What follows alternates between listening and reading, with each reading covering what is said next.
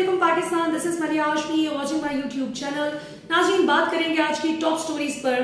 Former prime minister Imran Khan साहब की कुछ बड़ी लेजिट एप्रीहेंशंस हैं जिनका वो अब रिसेंटली अपने कुछ इंटरव्यूज में और कौम से खिताब के दौरान बारहा इजहार भी कर चुके हैं, और उनसे ज्यादा पाकिस्तानी अवाम इस बारे में बड़ी शदीद कंसर्न है कि इमरान खान की जिंदगी को खतरा है। जब इमरान खान उस खतरे की नौयत की बात करते हैं, उसको एक्सप्लेन करते हैं, तो उसमें ये चीज़ बहुत सपोर्ट करती है उनके इस आर्ग्यूमेंट को, उनके इस एप्रीहेंशन को, जो वजीराबाद में उन पर भोंडा तरीन कातिलाना हमला किया गया। पूरी इंटरनेशनल मीडिया आउटलेट्स ने उसको कवर किया, बड़ी ईमानदारी से उसको एज इट इज रिपोर्ट किया गया इंसिडेंट को। उस वक्त भी हमारे कुछ सहाफ़ियों ने उसका बड़ा मजाक उड़ाने की कोशिश की और कहा कि जब गोलियां लगी हों तो इंसान यूं नहीं अचानक से खड़ा होकर अपनी आवाम को ऐसे हाथ हिलाकर जाता, गोलियां लगी होती तो सूरत हाल कुछ और होती। वही लोग अब एग्जैक्टली इलेक्शन कमीशन की जो आइन शिकनी है, जिसको तमाम माहिरीन कानून इस बात पर मुत्तफिक हैं कि आइन शिकनी के जुमरे में आता है कि आप अपने तौर पर 90 दिन से आगे इलेक्शन ले जाएं। 30 अप्रैल की जो डेट डिसाइड हो चुकी थी उसको आप अपनी मर्जी से 8 अक्टूबर पे ले जाएं। जब कहा जाता था कि 90 दिन से लेट ना हो, उस दिन से पहले आप कोई फाइनल डेट से पहले कोई तारीख दे दीजिए, डेडलाइन से पहले, तो उस वक्त इलेक्शन कमीशन कहता था कि ये हमारे दायरे इख्तियार में नहीं डेट अनाउंस करना। और अब अचानक से जब चूंकि जाहिर है पीडीएम को उनके कंधे की जरूरत थी, तो अब अचानक से उनके दायरे इख्तियार में भी आ गया है कि वो 8 अक्टूबर की डेट दे दें। और कहने वाले तो ये भी कहते हैं कि शायद 8 अक्टूबर को भी नहीं होंगे, अब या इलेक्शन 30 अप्रैल को होगा या 8 अक्टूबर को भी मुश्किल ही जानी है इलेक्शन। तो ऐसी सूरत हाल में जब इमरान खान की जान को लाहक खतरात के हवाले से अवाम इतनी कंसर्न और इतनी पर्टिकुलर है, राना सनाउल्लाह साहब बतौर इंटीरियर मिनिस्टर ऑफ पाकिस्तान, याद रहे वो एक इंडिविजुअल तो हैं, एक इंसान तो है जिस तरह हम आप एज इंडिविजुअल्स बात करते हैं, लेकिन वो एक बहुत ही सेंसिटिव पोजीशन पर बैठे हुए हैं। तो राना सनाउल्लाह साहब ने जिस तरह है ना कि वो कहते हैं कि घर का भेदी लंका ढाई, तो राना सनाउल्लाह साहब ने बिल्कुल घर का भेदी लंका ढाई के मिसदाक एक ऐसी बात कर दी है, एक ऐसी सॉर्ट ऑफ कन्फेशनल स्टेटमेंट दे दी है जो कि अब कानूनी तौर पर इसको देखे जाना चाहिए, इसे आइन और कानून के तनाजुर में देखे जाना चाहिए कि मुल्क का वजीर दाखिला क्या बात कर गया है। राना साहब ने फरमाया, पहले सुन लेते हैं कि क्या फरमाया, फिर उस पर बात करते हैं। कि अब दोनों में से एक का वजूद ही बाकी रहना है। तो क्या ये तो इसलिए अब फिर जब हम समझेंगे कि हमारा वजूद जो है वो उसकी नफ़ी हो रही है, तो हम तो हर उस हद तक जाएंगे जिस हद में फिर ये चीज़ों की तो खैर नहीं सोचा जाता कि जी फ़लाँ चीज़ कर दें, फ़लाँ चीज़ ना करें, ये जमहूरी है, ये गैर जमहूरी है, ये असूली है, ये बेअसूली है, ये तो फिर चीज़ें जो है वो ख़त्म हो जाती। जी, तो आपने सुना कि राना सनाउल्लाह साहब फरमाते हैं कि अब या इमरान खान की सियासत इख्तिताम पजीर होगी या हमारी, अब किसी एक की सियासत तो खत्म होने जा रही है, और अगर हमें लगा कि हमारी नफी हो रही है तो हम अपनी सियासत बचाने के लिए किसी भी हद से गुजर जाएंगे, और हम ये नहीं देखेंगे कि आईनी और कानूनी क्या है और गैर आईनी और गैर कानूनी क्या है। माशाल्लाह राना साहब, this is exactly what Imran Khan has been saying. ये वही बात है जो इमरान खान आप कहते थे सिर्फ आपको फॉल्सली एलिज कर रहे, इल्जाम लगा रहे, लेकिन ये तो अब आप खुद मान गए।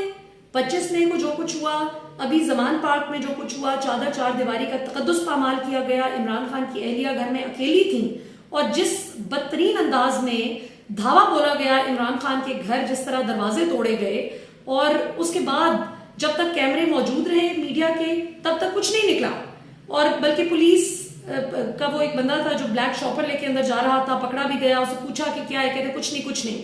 उसके बाद जूस की बोतलों को निकाल के आपने कहा कि शराब निकल आई है, और जब सारे कैमरे बंद शंद हो गए तो उसके बाद पुलिस ने कहा जी कि इतनी राइफल्स निकल आई हैं और इतना असला निकल आया है। इस किस्म की बकवास की गई जो कि बिल्कुल एक नॉन सेंसिकल किस्म की गुफ्तगू थी। और अब राना साहब का ये कहना कि हम किसी भी हद से गुजर जाएंगे, ये तो बिल्कुल उसी सारी जो अनकॉन्स्टिट्यूशनल हरकतें की गई उनको सपोर्ट कर रही है। और फिर ये कि अज़मा बुखारी अब से कुछ दिन पहले वो भी फरमा चुकी हैं, जरा उनकी भी सुन लें। तो देखिए जी, अज़मा बुखारी जो मरियम नवाज की बड़ी करीबी साथी हैं, नून लीग की स्पोक्स पर्सन हैं, वो कहती हैं कि रियासत जब किसी को मारने का इरादा कर लेती है तो फिर आप उसको रोक नहीं सकते, आप किसी को बचा नहीं सकते। और बेनज़ीर भुट्टो साहिबा का भी जो उनकी शहादत है वो भी उन्होंने जनरल परवेज मुशर्रफ के खाते में डाल दी, اور ذوالفقار علی بھٹو صاحب کو بھی انہوں نے اسٹیبلشمنٹ کے اس میں کر دیا کہ اسٹیبلشمنٹ نے ان کو مروایا. اب دیکھیں یہ بڑا ایک سیریس ایلیگیشن ہے جس پہ ابھی تک ہماری فوج کی جانب سے کوئی تردید نہیں آئی.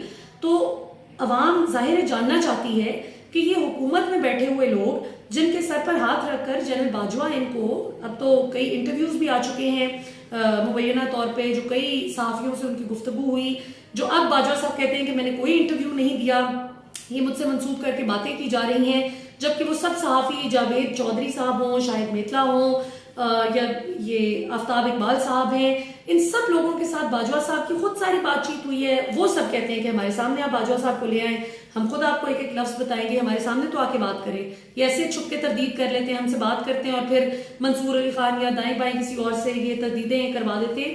تو یہ ایسی بات نہیں ہے.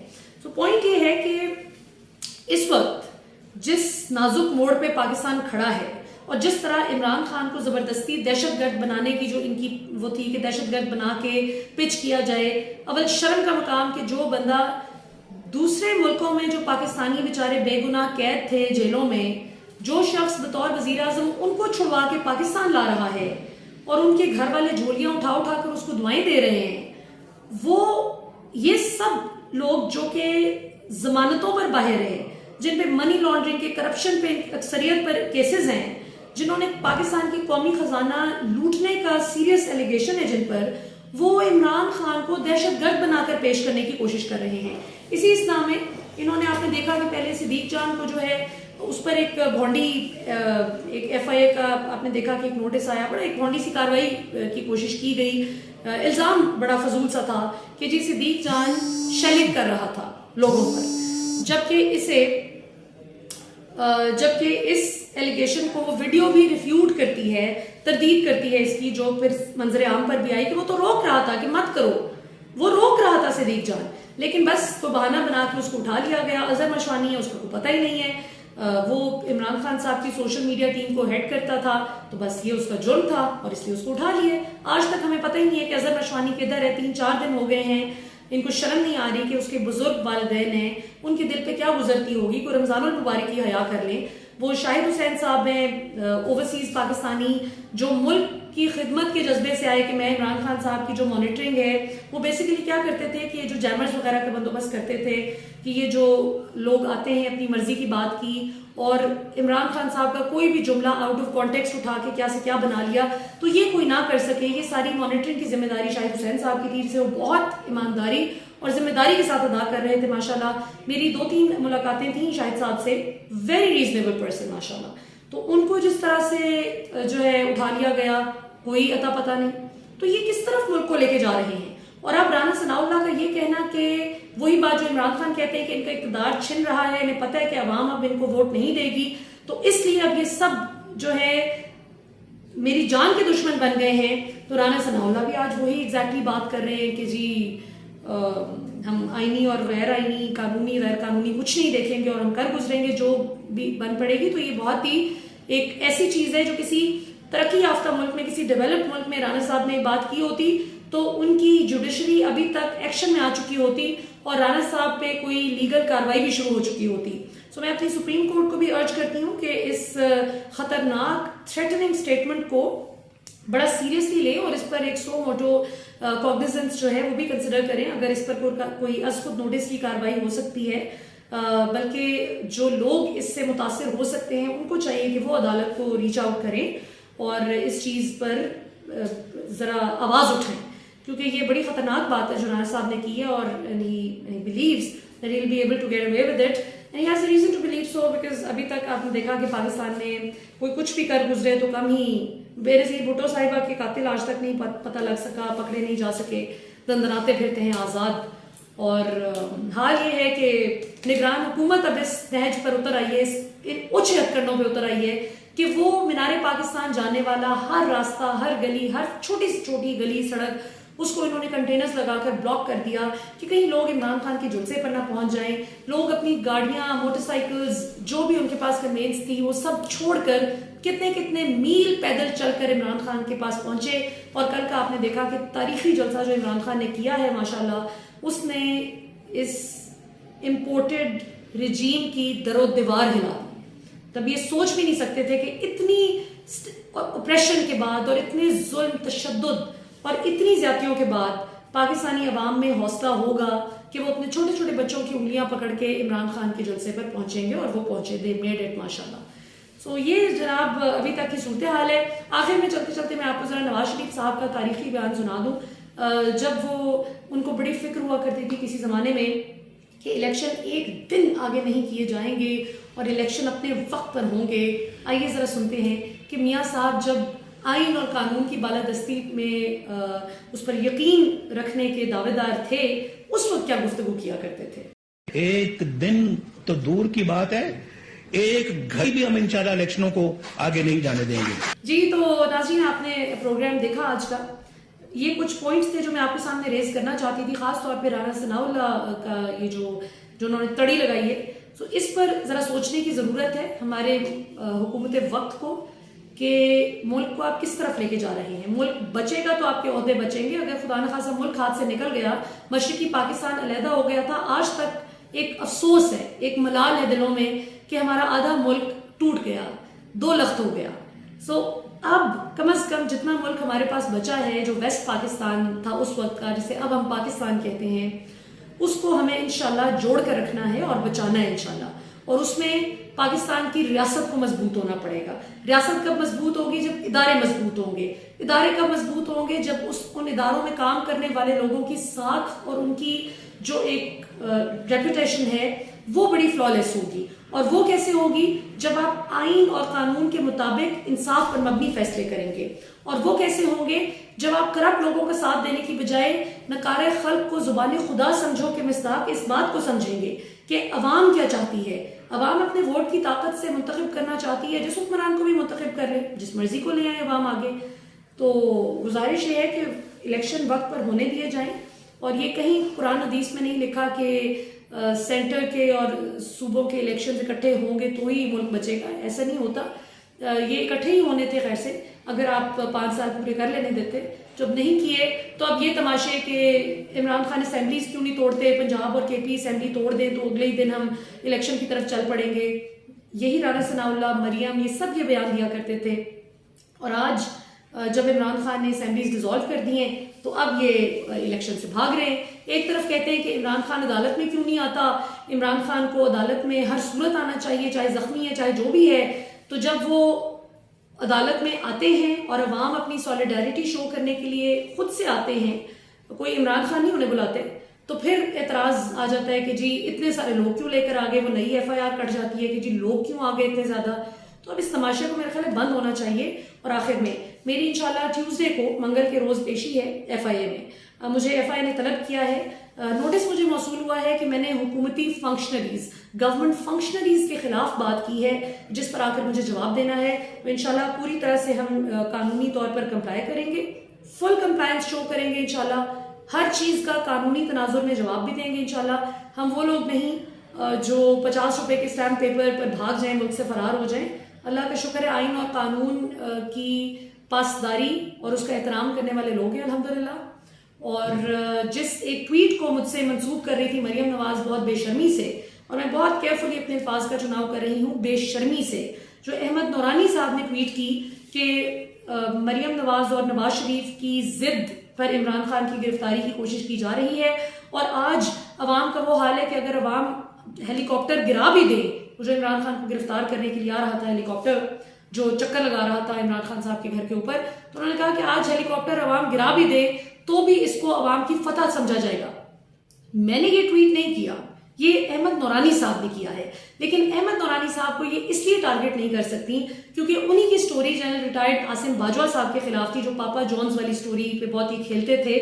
تو اب اگر احمد نورانی کو ٹارگٹ کریں تو اس کا مطلب ہے کہ پھر ان کی پاپا جونز والی سٹوری کو بھی ان کو ڈس اون کرنا پڑے گا اور ایک لڑائی پڑ جائے گی. کیونکہ پھر احمد نورانی کے پاس تو ان کے بہت سارے کچے چٹھے ہیں، وہ اور ان کو ایکسپوز کریں گے.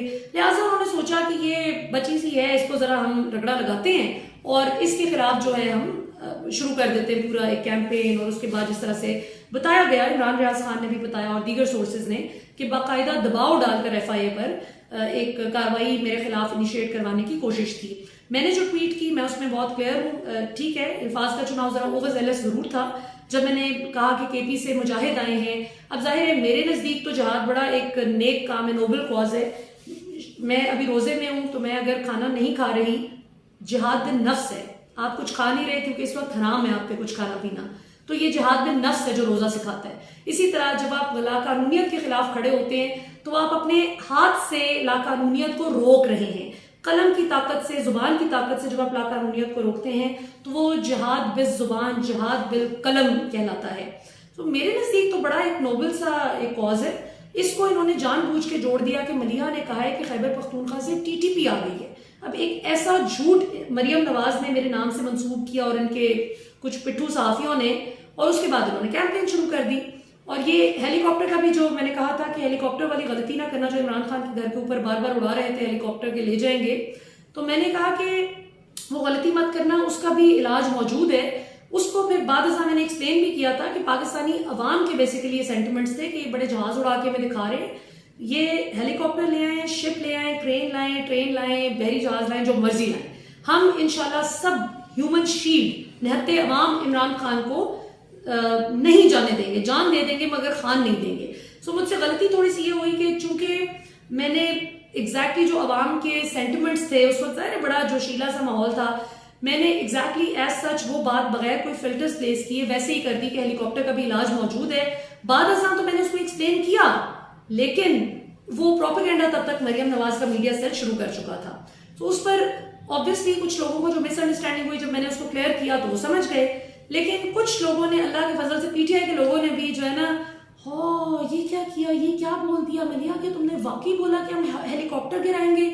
میں نے کہا بھائی میں نے نہیں کہا ہیلی کاپٹر گرائیں گے, یہ احمد نورانی صاحب نے عوام کی بات کی تھی ہیلی کاپٹر گرانے کی, ان کی ٹویٹ تھی, میرے نام سے کیوں منسوب کر رہی ہے مریم نواز. تو انشاءاللہ ظاہر ہے جب پوچھا جائے گا تو سارے سوالات کے ہم جواب دیں گے انشاءاللہ. ہم قانون کا احترام کرنے والے لوگ ہیں اور اللہ کا شکر اس قسم کی ہراس کرنے والی حرکتوں سے ہم گھبراتے نہیں ہیں. جہاں عمران خان پر 100 کے قریب انہوں نے کیسز بنا دیے ہیں, بوگس, جعلی, جھوٹے, فضول ترین کیسز, اپنا مائنڈ اپلائی کیے بغیر ہی بنا دیے ہیں. یعنی عمران خان کو دہشت گرد بنا کے تو دہشت گردی کی عدالت میں خیر سے یہ بلواتے ہیں کیسز میں. سو جہاں پر یہ صورتحال ہو جائے وہاں پہ مجھے ایف آئی کا نوٹس آ جانا کون سا بہت بڑی بات ہے. صدیق جان کو جہاں پہ یہ الزام ٹھہرائیں, بیچارہ دھان پان صاحب ایسے ہی اسے کہتے ہیں کہ صدیق تم کچھ زیادہ, میں تو اسے کہتی ہوں خدا کے واسطے کچھ زیادہ کھایا پیا کرو, کیونکہ میری امی کو بڑی فکر لگ جاتی ہے تمہاری. جس وقت تمہیں یہ کچھ بھی ہوتا ہے, کچھ تھریٹ ہوتا ہے یا جس طرح بھی اٹھا لیا, تو میری امی کو تو ہے بیچارہ پتہ نہیں اس نے کچھ کھایا ہوگا نہیں کھایا ہوگا. خاص طور پہ جب سے صدیق کی والدہ کا انتقال ہوا ہے تب سے ظاہر ہے اور بھی زیادہ لوگ اس چیز کا احساس کرتے ہیں. تو اگر وہ صدیق جان جیسے بیچارے معصوم جان پہ الزام لگا سکتے ہیں کہ جی یہ شیلنگ کر رہا تھا, ٹھیک ہے جی, اور عمران ریاض خان پر توہین آئی جی کی وہ لگ سکتی ہے, نوٹس آ سکتا ہے اور اس قسم کی بوگس ایف آئی اے کاروائی ہے, تو یہ آبویسلی کچھ بھی ہو سکتا ہے اس ملک میں, اگر یہ سب کچھ ہو سکتا ہے. سو ہم انشاءاللہ پوری طرح سے اس ساری لاقانونیت کا مقابلہ کریں گے, اللہ خیر کرے انشاءاللہ. ابھی تک کے لیے ناظرین اتنا ہی انشاءاللہ. ہاں آخر میں ہوا کیا کہ جس وقت لوگ بھی کچھ تھوڑے سے ہو گئے نا, اپسیٹ ہو گئے کہ کیا ہوا ہے, تو آپ کو بولتے ہیں پنڈی کے لوگ سے بولتے ہائے اللہ, اللہ کی من ہو کیا کرنے ہو, کہ مطلب کیا بات کر دی ہے نا. تو میں نے لوگوں کو ایکسپلین کیا کہ میں نے ہرگز ہیلی کاپٹر گرانے کی بات نہیں کی, ان کا سارا پروپیگنڈا ہے. حامد میر نے جو پروگرام کیا ہے جیو پہ, متی اللہ جان, مطلب یہ سارے لوگ جن کا کام ہی عمران خان کو ڈسکریڈٹ کرنا ہے, اور ہم سب لوگ جو عمران خان کو نسبتاً بہتر لیڈر سمجھتے ہیں, آنیسٹ سمجھتے ہیں باقیوں کی نسبت, تو ہم پہ بھی اسی لیے اٹیک کیا جاتا ہے. انشاءاللہ اسٹے پٹ. پاکستانی عوام نے انشاءاللہ اس سارے مشکل فیز کو قانون کے دائرے میں رہتے ہوئے انشاءاللہ بڑے اچھے طریقے سے فائٹ کرنا ہے, قانونی انداز میں نہتے عوام نے انشاءاللہ, اور اس کو جیتنا بھی ہے انشاءاللہ. اور رانا ثناء اللہ یہ تڑیاں کسی اور قوم کو اور کسی اور ملک کو جا کر لگائیں, انشاءاللہ پاکستانی عوام یہ ان ڈراووں میں آنے والی نہیں. ابھی تک کے لیے اتنا ہی. پاکستان ہمیشہ زندہ باد.